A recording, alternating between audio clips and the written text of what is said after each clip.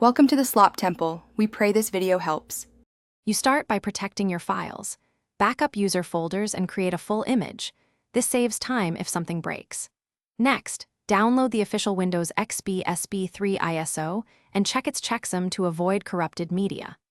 Once done, make a bootable USB or burn a CD and gather network and SATA drivers so Windows can see disks during install. These steps let you move immediately into updating without recovery delays. You now perform the main update. Boot the SP3 media and run a clean install for maximum stability, or choose Repair Install to keep settings.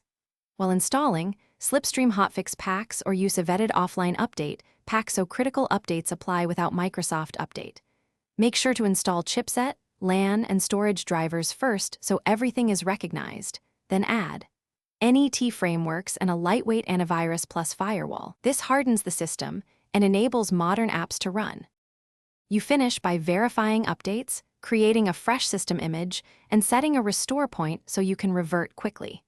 Make sure to harden the install, disable unused services, enable the firewall, and keep antivirus signatures current. This minimizes exposure on an unsupported OS.